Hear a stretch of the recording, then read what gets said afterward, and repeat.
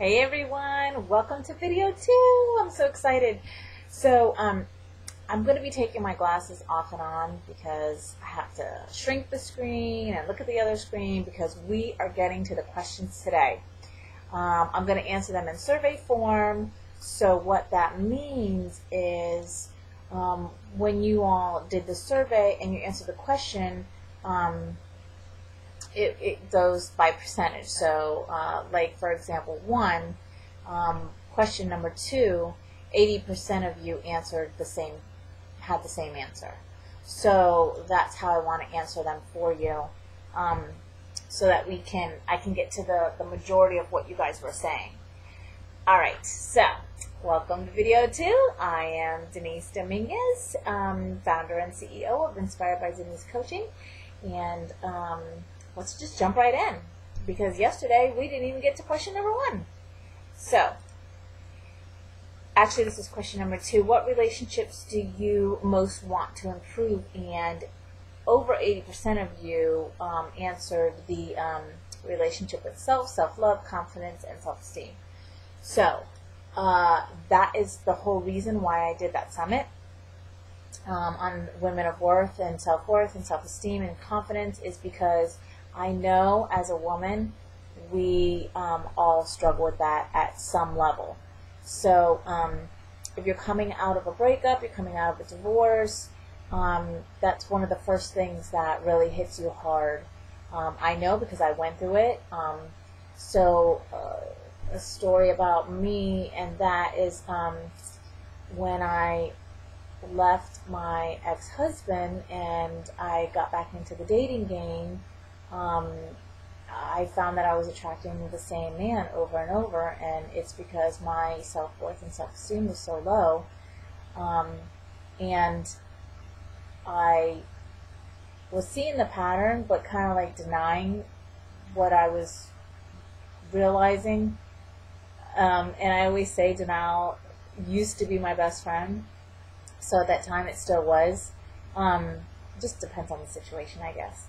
But anyway, so I was attracting the same man over and over, insecure, emotionally unavailable, or emotionally too emotionally available, like needy. And I just finally, it did take me like 2 years to finally say, okay, that's it. I'm not going to date. I'm going to completely stop dating, and I am going to focus on myself and work on myself, because I realized where the issues were. And of course, like everything, it always starts with you, starts with yourself. So that's what I did. Completely stopped. I focused on me. I focused on healing. And that's when things start to shift. So self-worth and self-love are two completely different things. So self-worth and self-esteem and confidence are all under the same category, and then self-love is in a different category. So, you know, you love yourself, but you may not feel worthy of things in life that you deserve. For example, staying with my ex-husband for so long, I didn't feel like I was worthy or confident enough to leave him and find somebody who I was worthy of, so I stayed in that marriage, and the longer I stayed, the worse the confidence and the self-worth, gets. It gets lower and lower and lower. So, always a good thing to get out ASAP once you realize and notice where the issue is. So, that's tip number 1. Oh, by the way, did you do your homework? Did you try it? Did you pay attention to your thoughts? Did you recognize what you were thinking in your head? And did you pay close attention when you were brushing your teeth in the mirror? Email me. Let me know. Like, whatever it was, whatever the result was, just hit me an email. Let me know what it was, because I'm so curious to know. I love hearing from you guys. So anyway, getting back to the self-worth and self-love, two completely different things. So, it's easy to say, oh yeah, I love myself, I get pedicures and my hair done and yada yada yada, but self-love is a little bit deeper than that, and that is where you need to really focus and realize how much and what level of love you have for yourself. Because if you love yourself, you obviously take care of yourself, but you also wouldn't stay in that toxic relationship as I did for over 22 years. So you need to pamper yourself and take care of yourself in every way, not just a pedicure. So let's get to our next question. So about the relationship with self-love, confidence, and self-esteem. That's exactly what I coach on, is relationship with self. As I was saying in video 1, that everybody who hears relationship, they automatically go to relationship with a spouse or your parents or your children or whatever. And I am a relationship coach, but that's the relationship that we focus on, is the relationship you have with yourself. So it saddens me, but it makes me happy at the same time that you all, pretty much all of you, chose that answer. And you know that that's exactly why I did the summit, and that's exactly what I focus on. And I would love to hear from you. I would love to, just shoot me an email and let me know, like, how deep is that relationship itself that you're struggling with. What area do you feel you most struggle with? So let's see. Taking action, implementing tools and ideas, and following through. That was over 60% of you that answered that. And so the first thing that comes to my mind for this one is you're probably overwhelming yourself, and that's why taking action is so difficult. And that's why with coaching we do step by step. Because if I was to say, okay, here's all the things, you know what, back up. Let me give you a perfect example of the first time I ever hired a coach. So I got into this program, and I was giving an assignment, and my coach was constantly saying to us, because as people, we want to know, what's the next step? What's the overall? What's the structure? What's this? What's that? And she kept saying, step by step, just stay in the present moment and do what I'm telling you to do. Well, that was so difficult. But here's the reason why. Because it's exactly what you guys answered, which is, if there's too much, you won't do any of it. So when you give small steps, increments, then you complete one step and move on to the next step. So I definitely think that that's what's going on, why over 60% of you answered taking action, implementing tools and ideas, and following through, because they're there. The tools are there. The ideas are there. It's just taking action and following through. So that would be my best advice to you, is stop overwhelming yourself, take one step at a time, and just use one tool. And remember this, manifestation takes 90 days.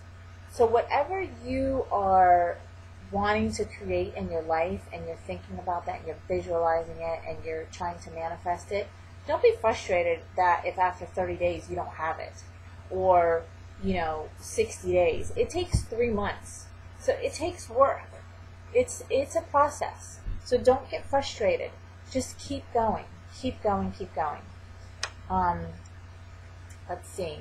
I also want to address this answer. It's the same question, which was, what area do you feel you most struggle with? And over 40% of you answered letting go, receiving, staying unattached to outcomes and judgments. So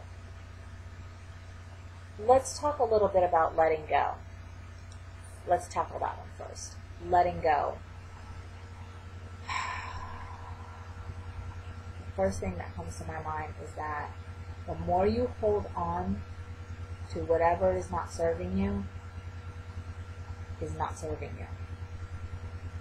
So let me use one of my clients as an example. She left her abusive relationship. He was her husband. They have a little girl together. She was holding on for 4 years of the dream of this man and being, I think I talked about this yesterday, and she's literally wasted 4 years of her life hanging on to the dream. And letting go is not just an instant thing. It is a process. It's a realization of what you're holding on to, what you want, and I'm going to give you an exercise that you can do. Write down on strips of paper, what is it that you're holding on to? Is it a past relationship, a past person? Is it something that happened in your life, something traumatic, dramatic, whatever it is? Write it down on strips of paper. Put it into a balloon. Blow the balloon up with string. Oh, actually helium. Use helium. And one by one, set those balloons free. And as you set that balloon free, I want you to say, I'm letting go of X, Y, and Z, whatever it is.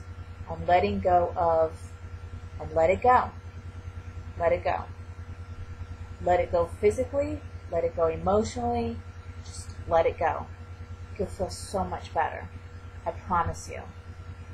So that is a good tip and exercise that you can do. Because when I see that, it really, there's such easy ways, tools that you can use. So I wanted to definitely address that.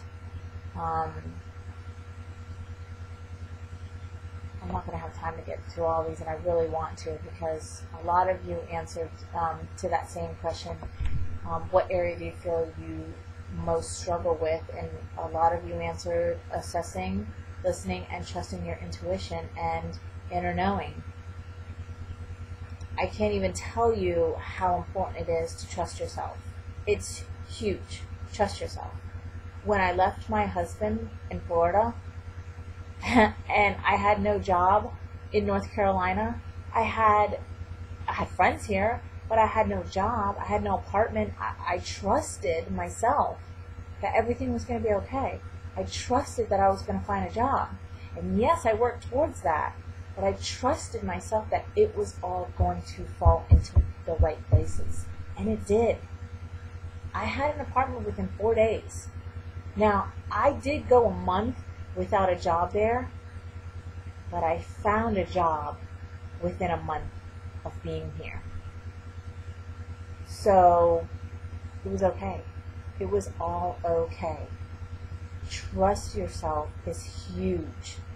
Push that fear out of the way and trust yourself. You got this. You do. The minute you trust yourself and you let it go, things will shift, and you will know the difference.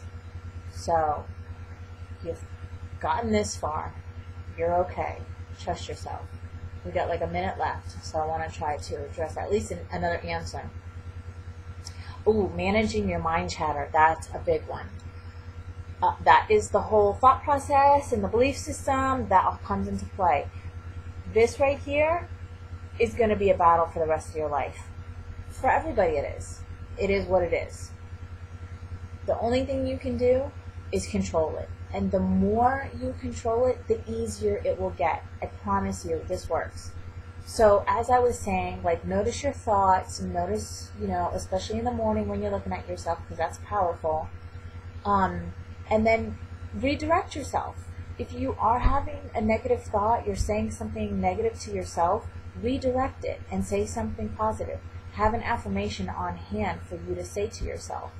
It sounds simple, and truly it is. It's just practice. Practice, practice, practice. That's what you need to do.